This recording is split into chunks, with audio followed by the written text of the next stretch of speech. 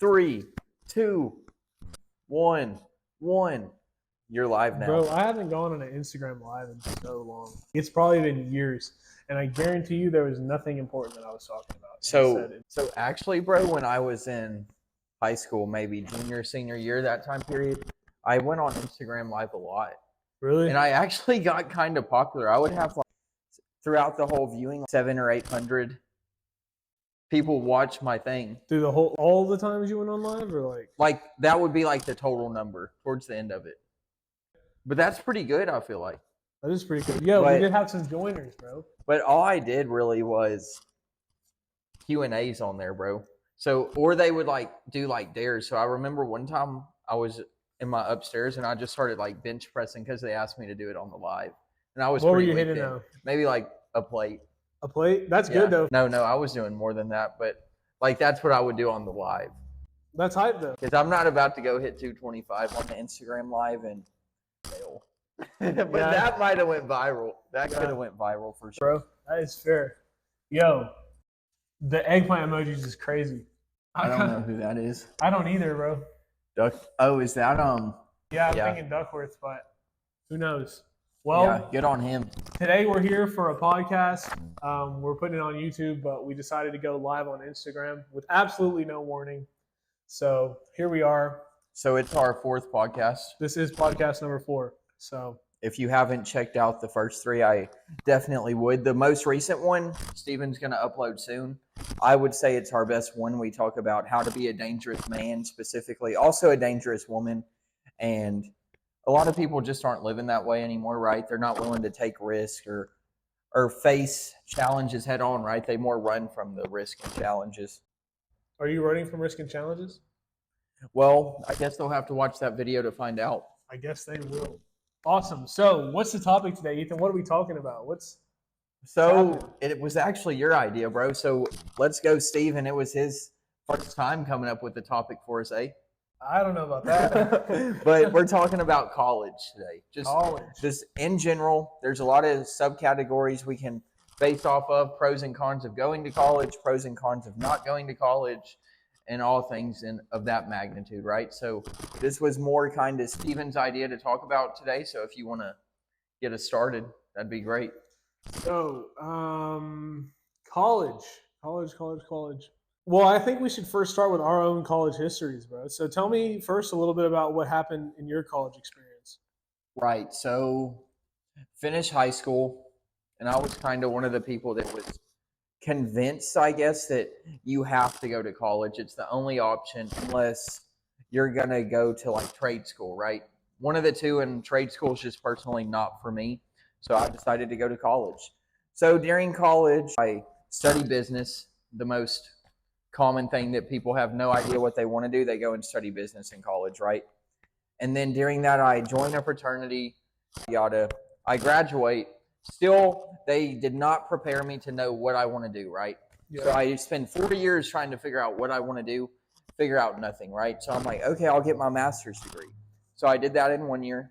And then I'm at that point where it's school's no longer a crutch, right? You have to go out and be an adult. So what do you mean by crutch? Give me just kind of an example. A lot of people go to school just as an excuse for not having to do other things, right? All right, that's fair. And I've done that before. I'm not just saying that it's the viewers or something. I was that guy. I went to school. Wow, I really don't know how to adult yet or want to adult yet, so I don't do it.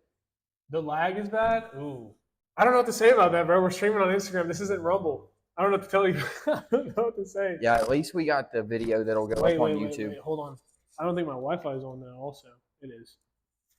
All right, well, let's turn it off.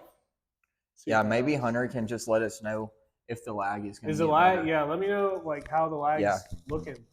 But anyways, finished my master's degree, kind of feeling forced I have to do something.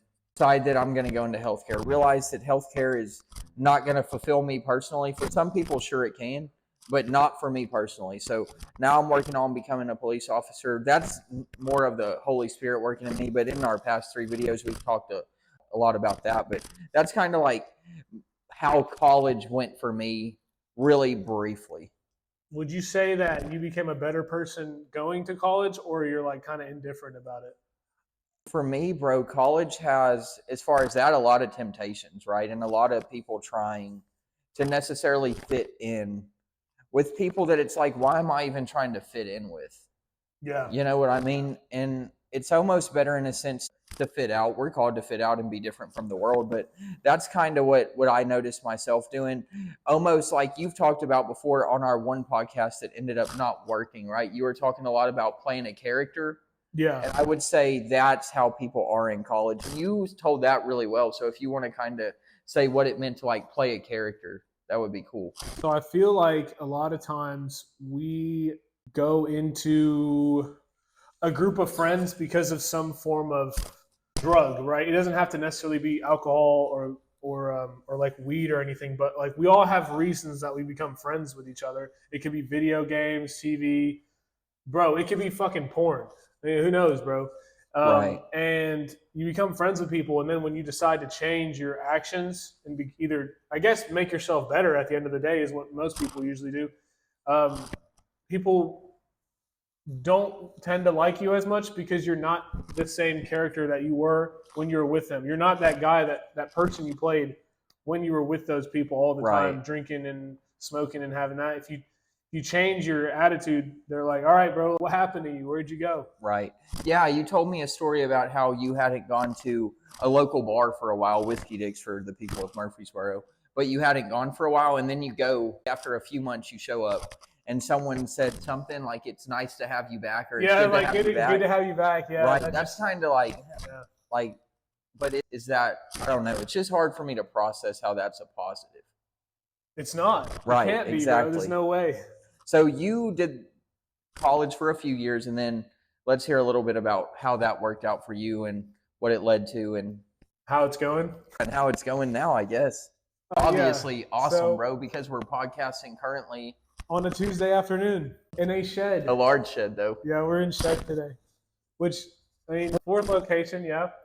So, went to school for 2 years, and I think, bro, never went to class, never cared about anything, didn't do anything with my time that was important. And then last semester rolls around, bro, and well, first of all, for everyone who doesn't know, I did run my car into a pole. So that was something that I did in college because I got really drunk every single night. And then last semester, I started getting into like business. I tried to start a business. It was going pretty well. I stuck to it. And then I said, you know what, screw it. I'm getting out of school now.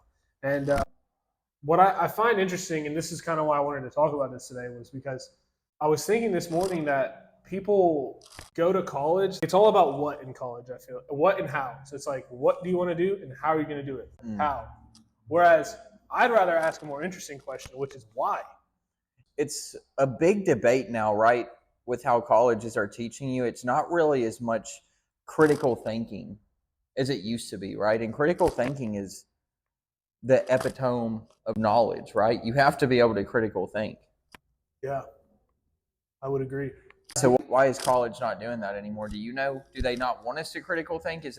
No, I don't think it's college's fault, bro. I think it's everyone else. I think it's the people that are in college. I don't know, bro. Just from like my personal experience, anyone that I've met that's in college, they usually don't. I mean, obviously people still do, but then also on top of that, besides the whole like critical thinking, people will get into college and then that's it. This is what I'm going to do the rest of my life. And then once they get out and they have that degree that says you did it, everything, they just assume that they've finished learning. When in reality, when you stop learning is when you ultimately die. Right. So let's kind of talk about this real quick, though. So professors, right? Yeah. Get their undergrad, get their master's, get their doctorate usually. That's kind of the steps of becoming a professor. Many professors just go the academia route. And I know this because I wanted to be a professor for a while, right? So for many subjects, psychology is one that really kind of pops into my mind right now. So if you're a psychology professor, you're teaching all these people how to go be a psychologist in the real world when you never did that. Right? Or an entrepreneurship class, right? That's Maybe somebody studied that. You got a PhD in entrepreneurship, yet you never owned a business or ran a business, right? How are you supposed to teach someone to do that with no real world experience, right? There's some things that sure you can do that, right? For instance, like leadership. You don't have to be a CEO of a company or a manager of a company to teach leadership, because you can lead your family, you can lead at your church, you can lead here, here, here, here, here, here, right? But you can't be a clinical psychologist without being a clinical psychologist, right? Bro, it's funny because if you look at it in like any other perspective, it doesn't make sense. Say you go to a weight loss class, and as soon as you sit down, the guy that's teaching you is like 400 pounds. You would immediately just be like, what does this guy know about weight loss? And we don't look at it that way. Yeah, they don't practice it right. I think some reason that's real interesting to me, because the only place that you are kind of critical of people is the dentist, right? If your dentist has awful teeth, you're probably going to go to a different dentist. But anywhere else, right? You can go to a heart doctor who's morbidly obese, unfortunately, right? But you're still going to listen to him. You know what I mean? That's interesting. It is weird. That's a weird, like, psychological thing, but off topic a little bit anyways. You know what I think is weird though? How people do not want to take risks, but they'll spend thousands of dollars on college, on student loans that are going to bog them down for the rest of their life for something that they're not even sure they want to do. Honestly, I think as an 18-year-old, you're way too immature to decide what you want to do with the rest of your life. Most people have like 4 or 5 careers actually nowadays.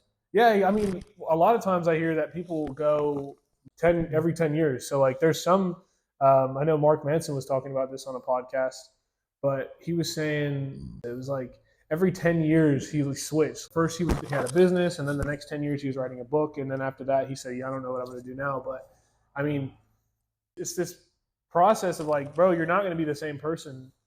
After like 5 years, I don't think any atom in your body is exactly not atom, but every cell in your body has been replaced after 5 years. So let's think about this, right? Earlier we were talking about how you're doing your whole marketing company, right? Going rather well, and especially, right, going well for a startup. So you've talked to people who are studying that in school, and they have no interest in really gaining insight from you, right? And then we also talked about how when you were in college and you were still wanting to learn about marketing, you would talk to maybe a businessman that works in marketing, and yet you had no interest to learn from him then. Do you think it could be because you're worn down from that's all you talk about in college with your major and stuff? Or what do you think it is, a pride thing? Like, oh, I go to college, so I know as much as this guy. Kind of, what's your thoughts on that? No, bro. I honestly think that it's just straight up that, a lot of people, especially with business, bro, I just see that most of the time people get into business because they don't know what they want to do with their life. So they do business admin and they don't know what they want to do with that. That was me too. But then also on top of that, they don't really care about they don't look at it in that way. For me, seeing another business owner, I like to connect and speak with them. But for them, it's more like, all right, I'm just like, they look at it as like a whole, like I'm in college.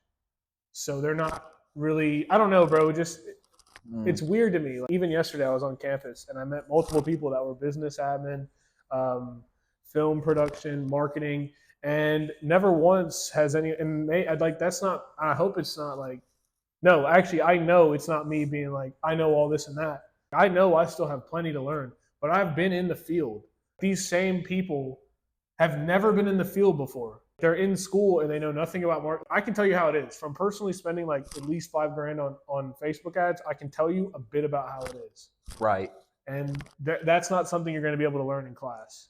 Right. And yeah, without doing it, right, and learning from your failures, honestly, in a sense, right? Because all those out of that 5,000 you spent on Facebook ads, right? Not everything was a hit. You had to I've seen fail to simulations learn. in schools too. Like I saw my roommate working on one thing that was like a simulation, but the ad budget was like $1 million, and the copy and the ads were already made for them, and they were like guaranteed to convert. It was just like, how are you going to market them exactly? Does not work like that in the real world. You could put up an ad that you spent hours on, days on, and even have a big ad budget, and it's still just flop, bro. Right. It's 100% possible to have that happen. Yeah, and you have to recover, like we talked about in the last podcast, right? You fail, you get up, fix your boots, and go head on again, right? Continue. Yeah, don't quit, right? Never surrender. Never surrender. But so let's talk a little bit about the age thing, right? So you said perhaps that people don't listen to you, even though now you have a little more expertise in certain areas based off your age is a factor, you thought. Yeah, like I mean, I don't think people. Yeah, people assume that, and most of us. I mean, it's fair. It's fair. Like I do this too, but we assume that people are smarter or more wise because they're older, and that's not me sitting here like trying to put myself on a pedestal saying I know all this and that, and everyone needs to listen to me. Like that's not the case. But like also, you know, I do have insights about certain things that other people don't, and they also have insights too. And if we all just continue learning from each other, instead of being like, well, that guy probably doesn't know anything because he works at McDonald's or because he's 50 years old or because he's fat. Like that's not. And there's the same thing with like the attractive looks too. Like people assume that someone's smart or funny or charismatic because they're attractive, Right. and that's not always the case. Yeah, there was this one psychological study that I kind of looked into. It was talking about if someone commits the same crime, right? A very attractive person compared to a very, unfortunately, unattractive person. The more attractive person is way less likely to serve the same amount of time as the unattractive person for the same exact crime, same exact circumstances. That's crazy. It is crazy, but it's like just the way our brains work, right? We see the outside. Fortunately, we have a God that sees the inside. I mean, that's just how it goes, though, bro. Like at the end of the day, you know, we have that unbiased. What's it called, bro? When you look at someone and you just assume something, unconscious bias or whatever. Right. Yeah, that was something I learned about a lot. Like my last semester, or one of my last semesters of college, was unconscious bias. Like how we just assume certain things about people just by the way, like when we look at them. And I mean, it's fair because also on top of that, you know, the way people hold themselves, body language is such a big factor in psychology. It's like even How's yours right now, you would say? my body language, I don't know. I'm trying to like fit into this live that no one's on. That's what's going on right now. Yeah. But what about that camera, bro? That one matters. I've been looking at that camera. I like the viewers there. Yeah, they do, bro. Those are the real viewers, bro. But yeah. So about this whole wisdom thing, right? Do people think you can't be wise at 20, bro, or 18 or even 15, right? Because to me, wisdom comes from experiences, right? And necessarily, I don't want to say negative experiences, but that's kind of like failures and challenges. That's where wisdom comes from, right? You have to lose. Someone that doesn't have any hardships is maybe not the person to go to ask advice for, get wisdom from, right? You want someone that has been through things, right? Well, it's assumed that an older person is, I mean, it's true. They've been through some things, especially at like 50 years old. These are the kind of people that have already experienced like the death of a serious loved ones, even perhaps parents. These are the people that have gone through hard times, gone through maybe wars, like the Great Depression almost too. I mean, we're getting past that point, but you know. No. We still know a few people probably. I mean, of course, there's obviously a few people alive, but not too many, bro. And yeah, so that was the 30s, bro. So if you were 20, then you'd be over 100 now. Yeah. Like 1929 is when that started, maybe. Yeah. Yeah, that's crazy. That's bro. crazy that we're pushing that. So if you would have been born in 1910, if you were like 20, basically. Yeah. Even so now people, you'd be 110. People that age wouldn't even. You'd be 113 years old now. So it'd be people like born during the Great Depression is really all we're working with now. That's what you expect, bro. And then also on top of that too, if you really think about it, look around, bro. Does it look like most 21-year-olds have any form of wisdom or intelligence or know anything? Definitely not as much anymore, right? People our age just don't seek it. Like they don't want to learn, bro. Like it just, I don't know. That's just how it is. Like nobody wants to learn anything. Everybody wants to, you know, sit on Instagram all day and sit on Snapchat and the storytelling ability, right? The storytelling ability takes practice to get, and we just haven't had near as much practice as most 50 or 60 year old people. And we're limited with our interactions now because people don't want to communicate the way they used to, right? So it makes our storytelling opportunities less frequent. Well, our thought too is like a lot of times, especially since now that COVID hit and everyone was inside and all this and that, everyone's used to that comfort zone of in bed watching Instagram reels. Like people are not accustomed to being outside the house, and especially since people started then and then built it as a habit and continued going on with it. So like now we're all worried about ourselves. So you meet someone in public and they're almost like kind of rude, or they like just have like, I mean, you remember today when we were walking into that store, multiple, bro, when people were just kind of like Just not just having a great living, day. you know? Yeah, it's Right. like just living. Like, why are we just living? Yeah, today? that's sad to see. Yeah, that makes me sad that happens. But so let's get back a little bit on the college thing, right? What would you say was the most beneficial aspect of college for you? I learned how I did not want to live the rest of my life. Yeah, that's Seriously. pretty big. Yeah. That's it. That's in terms of like actual knowledge in school. I will say that like the coolest class that I had that I did not pay attention to was psychology.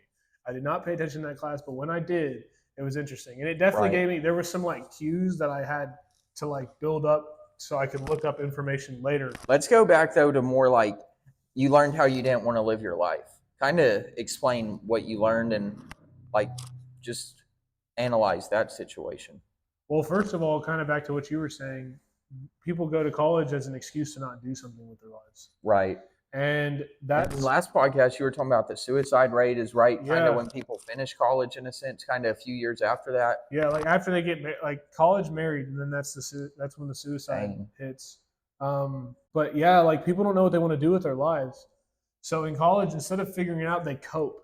And I notice that all the time. It's coping. That's all that college is, in my opinion, is a coping mechanism. But for some majors, it's not, right? If you're going to school strictly to be a nurse, right, that's beneficial. If you're going to school strictly to be this or that, an engineer, that's beneficial. A concrete major, that's beneficial. Or yeah, kind of. I guess you could just go work for a concrete company and work your way up that way. But many majors, it's very beneficial, right, to go. If you're going to be a psychologist, you have to go to school, right? But for business is more kind of where you're leaning. But even accounting, like you have to go to school. But there's even like I don't know, like I just feel like there's some people that go to school, and then after that they like get a job at Hobby Lobby, and it's like, what did you accomplish? Like, Right. You didn't. It's not bad if you work at Hobby Lobby. Yeah, no, of course, but like you didn't have to go to school for that. Right. Yeah. Fair enough. Yeah. Fair enough. I agree. So I would say what I learned from college, the most beneficial thing, right, was the public speaking classes. Okay. I think that's important, right? That gets back to the storytelling, the abilities, and just to be out of your comfort zone. Most people, their very first time public speaking, are not excited, right? Yeah. I was blessed actually in middle school. I went to a private middle school, so I did public speaking 6th grade through 8th grade in front of the whole middle school. Had to memorize stuff and things of that nature. But with college, right, it's definitely stuff that maybe you're not the most knowledgeable on or you have the most interest in. And fortunately, I was always a student that was just better at public speaking than many somehow. Just a gift I was given, I suppose. But it's really important to be able to have public speaking skills, right? Yeah, I'll agree. That how big were the classes like? It would vary. I mean, if we just stick with middle school, you know, it was a couple hundred students and then adults. But with college, right, it was probably no more than 50 people ever. So not a lot, right? Wait, there was 100 people in middle school for like. Are you talking about like maybe like at like a school gathering that you were doing in public? You would do it during chapel, right? Oh, okay. Yeah, so I'd speak in front of the whole middle school during chapel, and different kids would go on different days, right? But for college, yeah, no more than 50 ever. But it's also weird the dynamic in our brain. Like, why are we nervous? Yeah, bro. Also, that is right. I was thinking about that while we were doing that Bible study earlier. Like I was reading out loud the Romans, and then I was thinking about it. Like in middle school, I had to do the same thing where it would be like mass day. It was time for mass, and we had to go up there and like read the book. And I remember I was always like tweaking, and you could even see like there were some kids that would be so scared and like shaking and stuff like that, right? Now, to be fair, the church did have like literally 800 people in it. And that's a big church. It'd be like a 7th grader. Like that's a big church. Yeah. But yeah, why are we nervous to speak? That's crazy if you just really get down to the root thing of it, right? And that's more what college should be preparing you for is tough situations, right? Obviously, you learn certain skills and knowledge that you're supposed to, but you need to be prepared for tough moments. They need to teach you how to do well in interviews, right? A lot of people freak out in interviews nowadays and are nervous. They become, this is what I've been told in interviews sometimes, that sometimes I come across like intense, right? But it's because I want to come across in a manner that shows that like I care about the position, but also needs to be a little bit of humor in there. Because if I got hired the next day, they're going to know that I'm not just super intense all the time, right? I think one big thing, bro, is like with college, or at least any form of school, I think it needs to be fundamentals only. And when I say fundamentals, I mean you need to learn how to read, write, and do So you're math. talking about as like a kid. But even in college is still considered fundamental. Like there's a hierarchy of learning. So I actually kind of want to talk about this a little bit. But proceed. This is all you, bro. So fundamental is first, right? And that's your basic how to do things, right? And that's where I think college should be, because we need to learn how to study instead of studying crap that doesn't matter. So we, instead of, I don't know, and even like in like earlier academia, like middle school, high school, like it should be focused around helping you process information. And the best ways to process information is writing it down, having a conversation about it, and teaching it. Those are the main ways to process information. But so fundamentals first, and then the second one is I forgot what it was called, but it's something with your health. It's an L word, like mental. Libido. You can say that, but that wasn't the specific term. Real quick, I kind of had a thought. I also feel like the classes that are debate structured are really beneficial. That is nice. I would say because you can have people with two very differing opinions, and the great thing about it is, even though the opinions differ, you're in a situation where people aren't coming at your throats, right? You can actually have productive conversation and figure out why is this guy making this point? Why is this girl making this point? Why are they making this point, right? That's great compared to typical like arguments, right? Like me and you, it's like basically it's come to a time where who can yell the loudest, and that's not how it should be. It should just be like the truth is what wins. It's funny, bro, because most of the time you cannot have that conversation one-on-one. Like most times, like we just have a tendency to try to prove that we're right. And if there's a big group of people around, you're like, all right, I'm not gonna like back push down, it. right? I'm not gonna push it. I'll just I'll accept it for what it is. Yeah, I don't know. I think it's just important to always stand up for the truth, even if it's something minuscule, obviously in a productive way, but it's become difficult to do it in a productive way because someone's just going to be just screaming at you nowadays a lot of the times in arguments. It's more about proving you wrong than proving yourself right nowadays, which isn't cool. And it's more about just winning the altercation than actually accomplishing something beneficial. And college needs to get back to more. We see it with the political debates, bro, right? They're not productive. They're just screaming at each other. We need to get back to a point where you have a debate and both people are respectful towards each other. And then you're allowed to kind of see who you thought won the debate, who had better facts, who had better evidence, this and that, right? It wasn't like that like 8 years ago, like presidential debates. Yeah, that's like crazy, it's wild that it changed that quickly, bro. Yeah, it's had a big influence in college too. Just colleges are becoming much more political too than I think they were ever supposed to be, maybe. It should never be political, bro. Right. But like I remember I had one class, and I hope this makes someone mad, actually. I had this one class. It was geology, right? And I thought we were going to be studying rocks. Like I thought that'd be cool. That is what geology is, the study of rocks, right? Me too. That's what I thought it was too. That's what it is. Oh, no. It was geography. It was physical geography. Oh, that's the study of maps. Yes, exactly. But that's what I thought too, the study of maps. Right. Bro, we spent the entire time talking about global warming, man-made global warming specifically. Like there was no, and at some point I almost did like raise my hand and I was like, can we talk about anything else? Like everyone in the class is asleep and you're over here talking about like BS, bro. Like, can we please talk about anything, bro? Except it's the same thing every class. The ice caps are melting. Okay, bro. Yeah, that goes. I don't know what to tell you. That goes back to, I don't have a lot of knowledge on that, so I won't get into it. But yeah, it should have more depth than just that. But that goes back to professors need to have a little real world experience for most situations, right? Because I had a class too, and it was some type of like business psychology class, right? How to read people inside the workplace and things along those lines.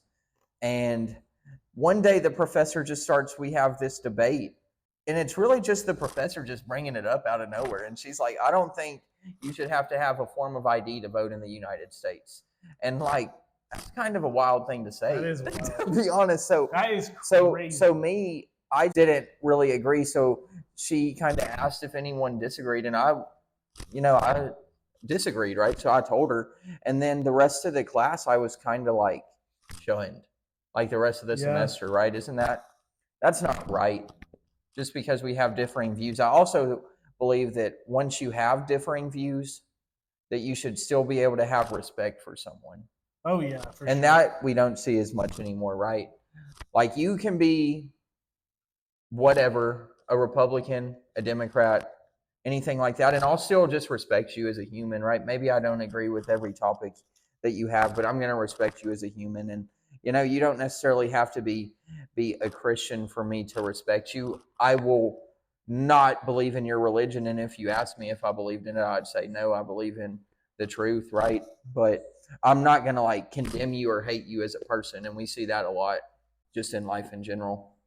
Yeah, man. Especially with colleges now, like just the I stuff mean, going bro, on with the war. You can feel it, like when you're there. Like man, bro. Yesterday, I was in the elevator with a lesbian couple, and I didn't show them any hate, bro.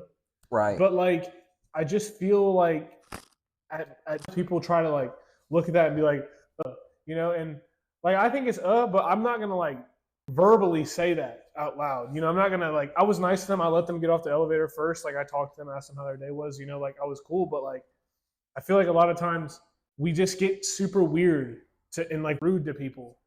Yeah, or the opposite, right? You almost want them not to think you're like being a certain way towards them, so you're overly kind. Yeah, but dang, just bro, that could have been the case. That could have been. Yeah, the case. but that happens in not just like same-sex couples and all sorts of things, right? But yeah, it's that fine line of how a question that I sometimes think of, like, how do I show love to people and show them, my faith in Christ and He stands for, but in a way that doesn't condemn them, right? But God isn't here. We're not here to judge. God is the final judgment on those situations. But what we can do is show them how great God is. But it's so like it's an uncomfortable situation. But as believers, we have to be uncomfortable or comfortable in the uncomfortable, right? And that's why I bought that book. I wanted to talk about it, bro. Yeah. Thoughts? So I bought a book basically that says how to basically talk about Jesus without sounding stupid, right? With strangers, which is something that shouldn't be difficult, but some reason it is. But I've got better about it. You've seen me in coffee shops go up, not to strangers necessarily, but people that I haven't seen in years. Even you've seen me and I talk about the gospel, and even today I did, right? But it is interesting, bro, because I know that like, and especially being like such a like foot on both the ladders kind of guy. Like the one I remember, like there were so many times where somebody would come up to me and be like, "Hey, bro, you should join our youth group," and I was like, "All right." Like they would get like a little overly assertive about it, and I would get kind of like weird, right. But like you're right. There's like it goes with anything, bro. It's not just strictly Christianity, bro. There's got to be like some quid pro quo between quid pro quo. That's what it is. Yeah. Between the groups, bro. Whenever you're like, I mean, imagine if I was like overly aggressive, like hitting on someone. It's the same thing, bro. Yeah, you're gonna fail. Yeah, exactly. To get the message across, right? Yeah. In a productive manner. It reminds me of like people also just want change sometimes, but also just aren't willing to change, right? So we were in the same fraternity at MTSU. There was campus outreach, the Christian organization would come over to the Kappa Sig house sometimes. Wow, and it's like everybody kind of just turns them away. Yeah. Right. And that's so sad looking back on it now that I am a believer. And it's like, he's really just trying to do what's good for us. And we're just so concerned with affirmation from others and fitting in with others that we're like, oh, no, I don't want to do that. I want to be drunk with these guys. Right. It's like, how lost were we, right? And that's the problem, is that people are so worried about the affirmation. And college is a lot about getting affirmation as well for some people. It was for me, for sure. I wanted to hang out with people and fit in with people and have a lot of friends in college. But definitely, it turns you away from things that are absolutely good for your life sometimes. The whole fitting in thing. Yeah, it's wild. Did I talk about that on the last podcast with the monkeys and the ladder? Because I want to talk about it. You did, but I think it cut out, right? It did. Yeah, it so did. proceed. All right, so there was a study done. I don't know when. I don't know where. There's a study done. So was there even a study done? There was a study done. You can look it up. Kidding. So they had these monkeys. They put 4 monkeys in a room, and they put a ladder in the room, like that ladder back there, and had like a banana on the top, or like maybe it was an escape. I don't remember. But they had the monkeys in the room, and when one of them tried to climb up and grab the banana, they turned on the sprinklers in the room. And then the second time, another monkey tried to climb up the ladder. Monkey number 2 tried to climb up the ladder, and the sprinklers came on again. And then they beat up that monkey because they didn't want to get wet. The third monkey tries to go up there, and they don't even turn the sprinklers haven't even turned on yet. Like, they just beat up the third monkey. Well, at some point, they end up replacing the monkey. So take monkey 1 out, put in monkey 5. Monkey 5 tries to climb up the ladder, and the sprinklers turn on. They beat monkey 5 up again. Basically, long story short, at some point they've replaced all the monkeys in the room, and they're not turning on the ladder. They're not turning on the sprinkler anymore. But every time a monkey tries to climb up the ladder, all the monkeys beat up that monkey just because that's what everyone else did. And it's crazy. Right, and then it's just for climbing up the ladder. They're just for climbing up the ladder, they're beating up the monkey. Yeah, that is pretty crazy, and that is kind of how we act often. Especially people close to us, bro. It seems like the most. Yeah, why is that? Let's talk a little bit about why people we often say we're closest to, right, don't really want to take advice from each other. Like people that you're kind of, would you even say are good friends and kind of on the same like level. They say oftentimes like your group of your closest friends, your salary is going to be about the average of all their salaries combined. So usually like social status, everything, most of your friends are around the same level. I hate to say level, but around that.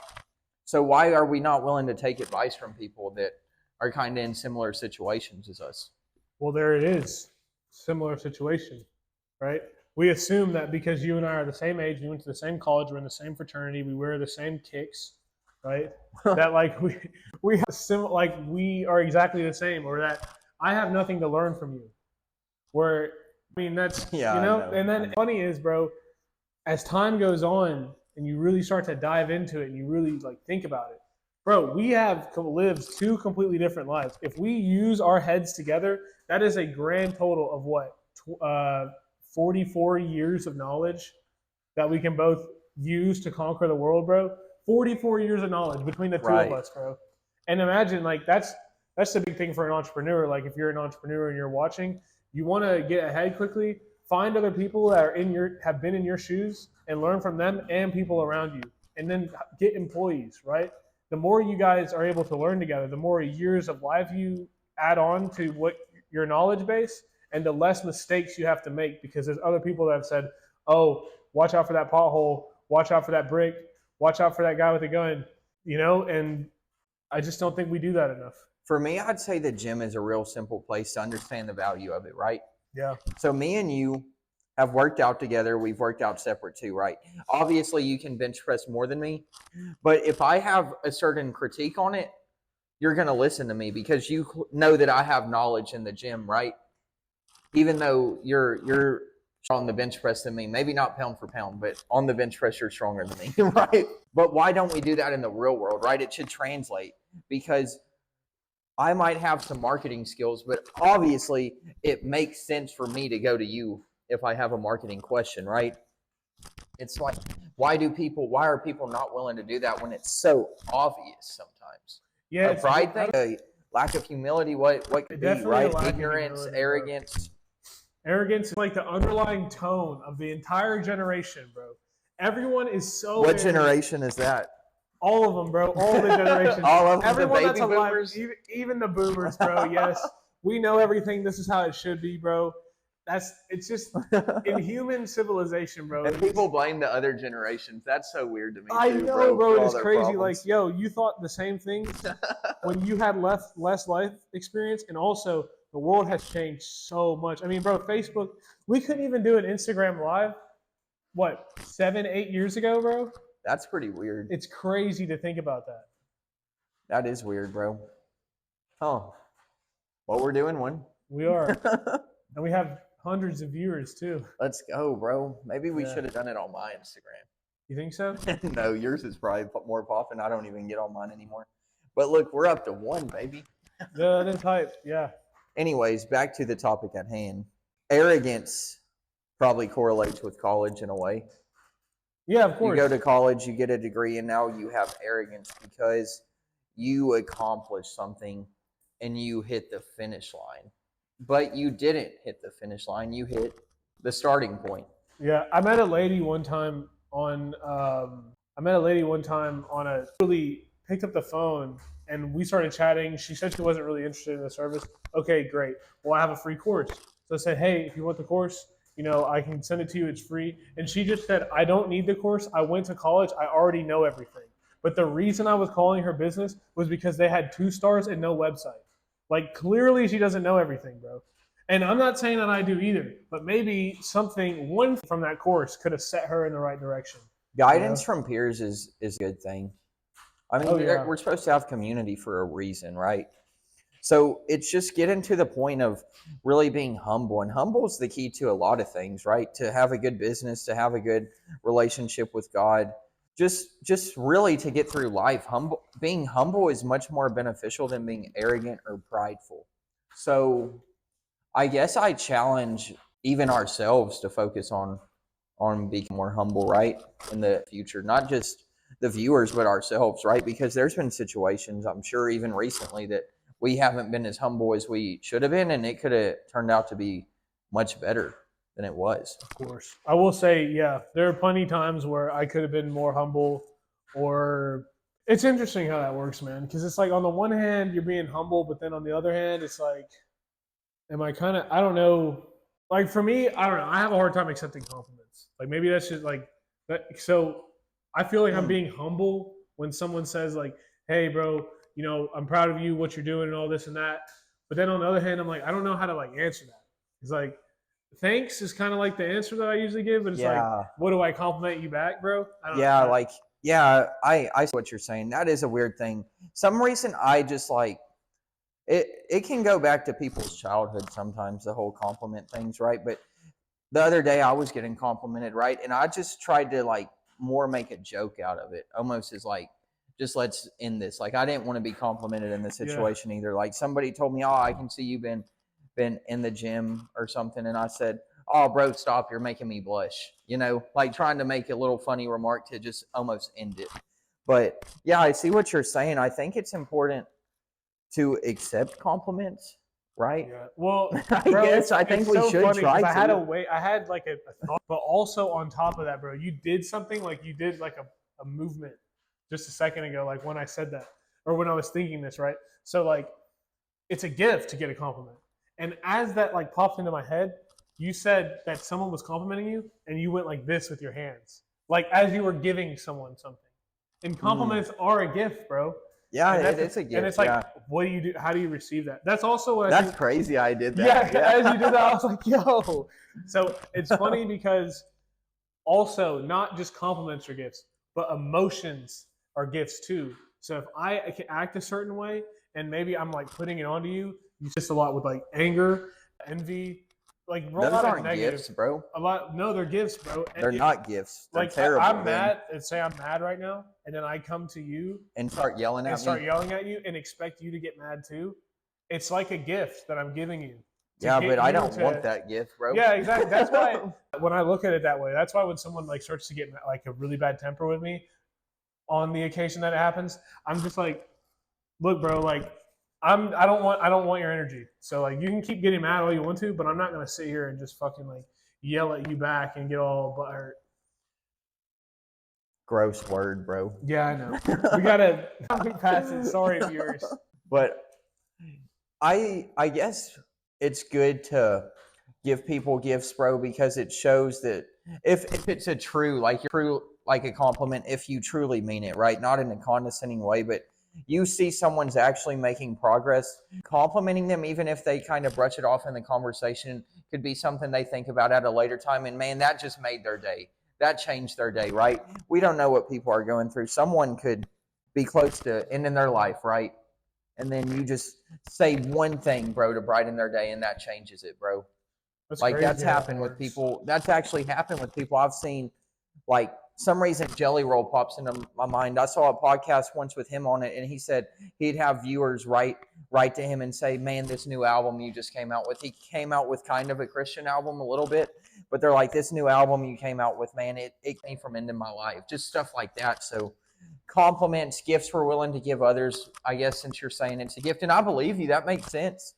It can really change someone's life, right? So I don't know if like learning how to accept a compliment is as important as being able to give someone a compliment that's truly heartfelt. Wow, bro, that's crazy. I actually don't know. I came up with that off my dome, bro. I don't know what to say about that. I guess giving the compliment is more important, but also like, wow, bro, like you do need to learn to accept it. Because like I remember one time, I went to my cousin's house for like some family get together, and I walked in. I hadn't seen him in like a year, and he looked at me and said, "Oh, bro, it looks like you're getting swole," and like grabbed my arm. And then I was like, "Looks like you're getting swole," and like grabbed his arm.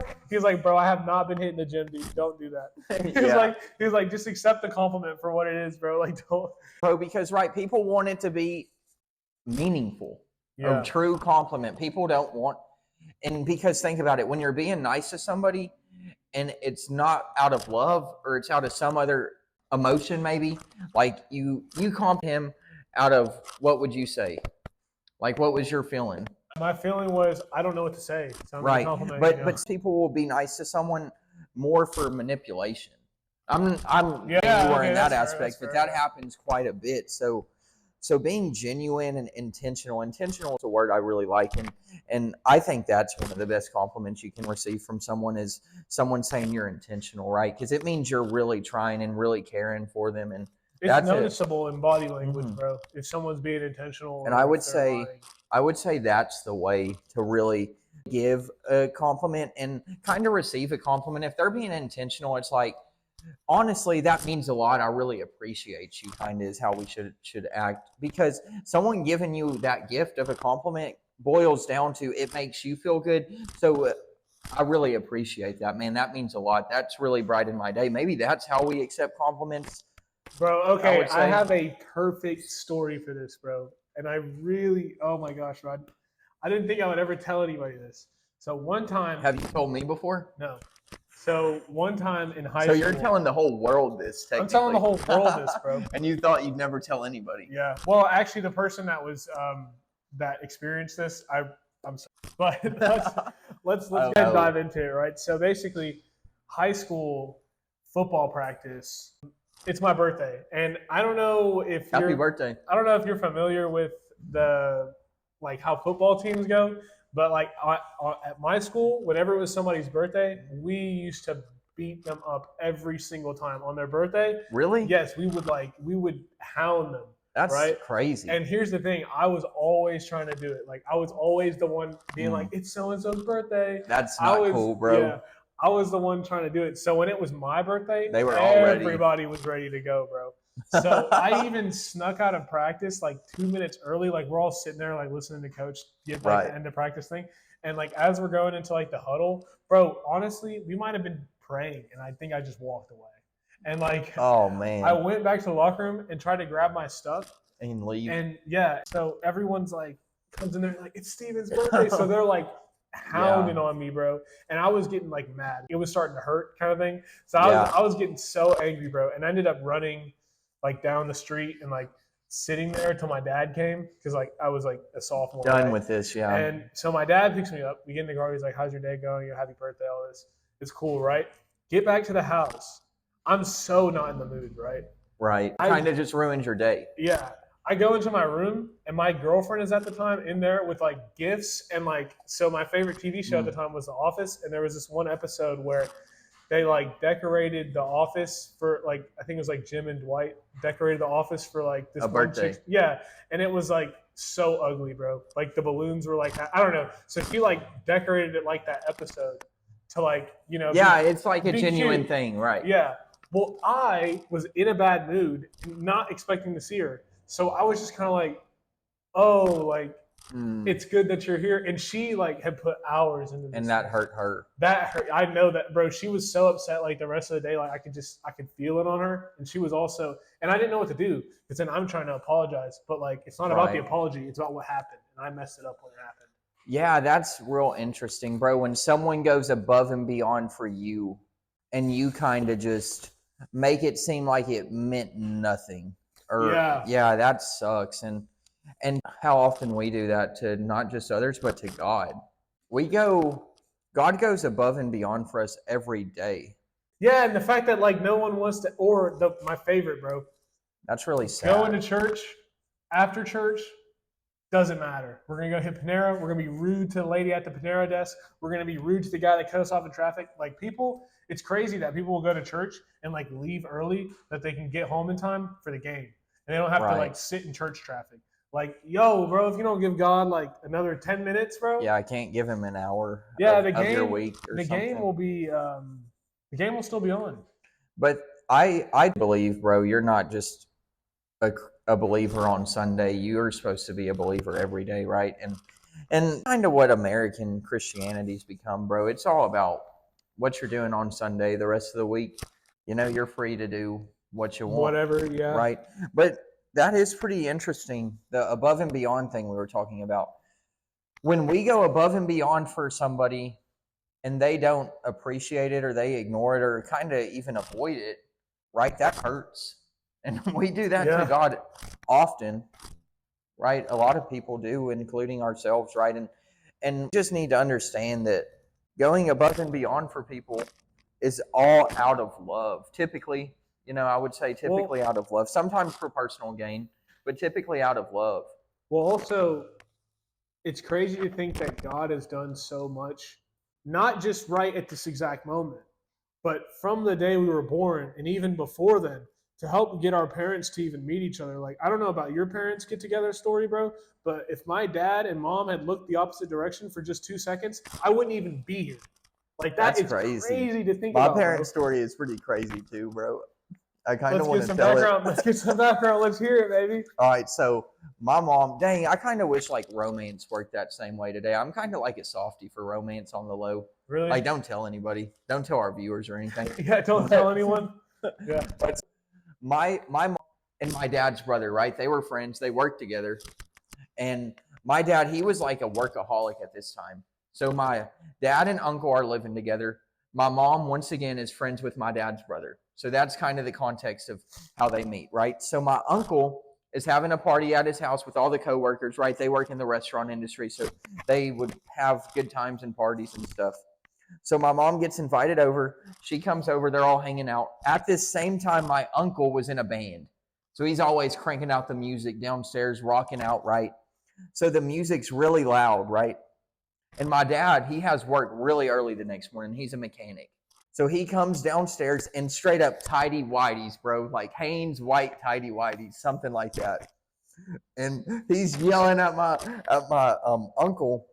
And then he realizes like there's all these other people there. He's standing like on the side of the stairs, right? Just in these tidy whities.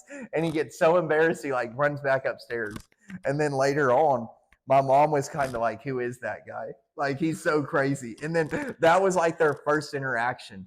And then like my uncle and my dad kind of talked, and my dad was like, you know, that night sucks, but like there's this really pretty girl down there. And then like he pursued her after that. Really? But that's kind of like their first interaction. Bro, that's really interesting. Really weird, right? That, really my crazy. parents was like, they saw each other at a bar, and it was like there was some more into it, but like, you know, basically like there was no like really cute, like there was no meet cute story. Cute. Those like, are cool too. Yeah, though. like with you and me, like for example.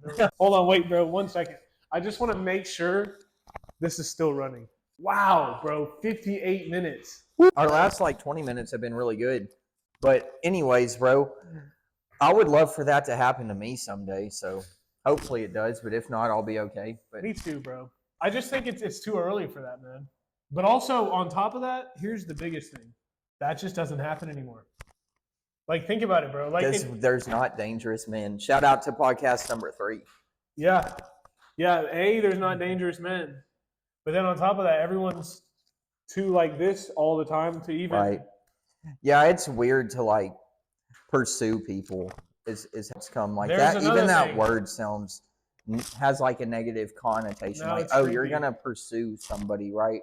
And it's a lot different if like a really a guy pursues a girl. That's normal. But if like a normal looking guy or mediocre looking guy pursues a girl, then he's kind of strange, right? Well, I don't even think it's just that, bro. Like, simply, you can still be an attractive guy, but like even just the way you carry yourself, and you might not Right. even realize. Yeah, it. what's in That's here the- matters, bro. That's the sad part about it, bro. Is at the end of the day, like, there's plenty of times where I've seen it, and it's happened to me, bro.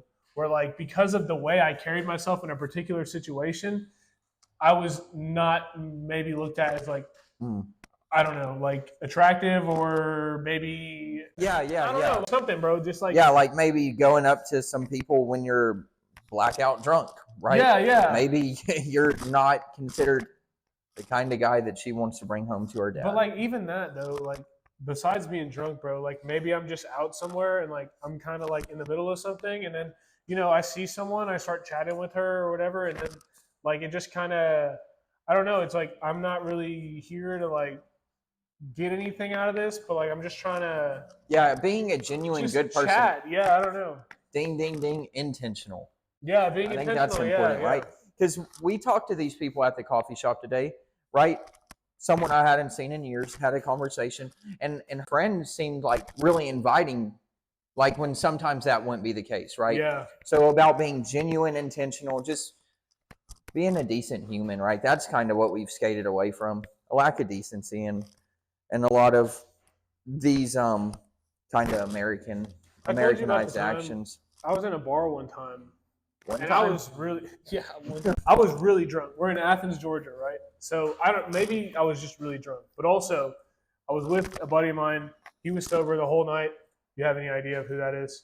And we're so we're in the bar, and I walked up to these two girls. I said, "Hey, like, how's y'all's night going?" And immediately, like, I didn't say anything weird. That was it. That's all I said.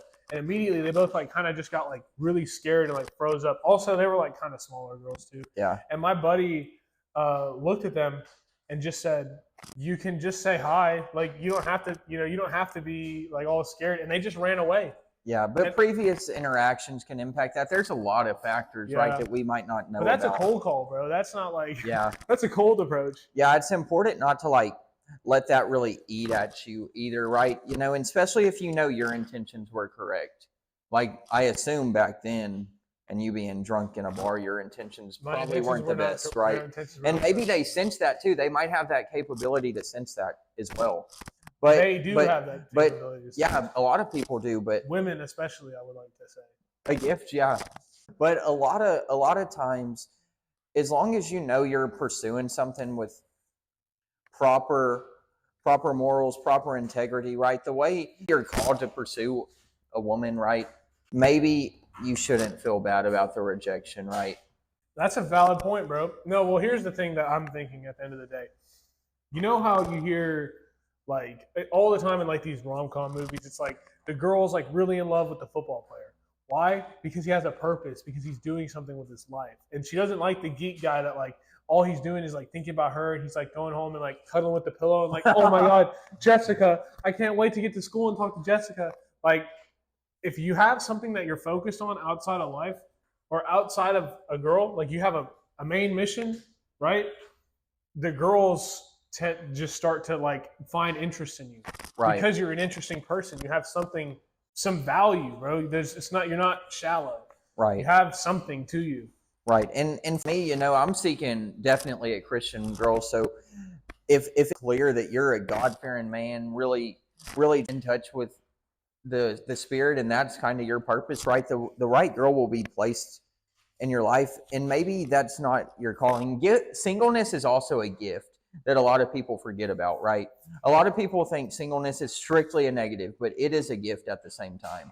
Yeah, it is. I'd say, I honestly, bro, maybe just right now, bro, I like being single. I will say that straight up. I'm not trying to be in a relationship anytime soon, but it's like, But that's exactly like when people tend to find themselves in, like when they meet somebody, right? When they're yeah, not even seeking it. Like you were saying about how you have to have this purpose of something else, whether it's, growing closer to the Lord, whether it's promoting your business, whether it's getting in shape. When aren't your main pursuit, that's oftentimes when you will find a great woman in your life.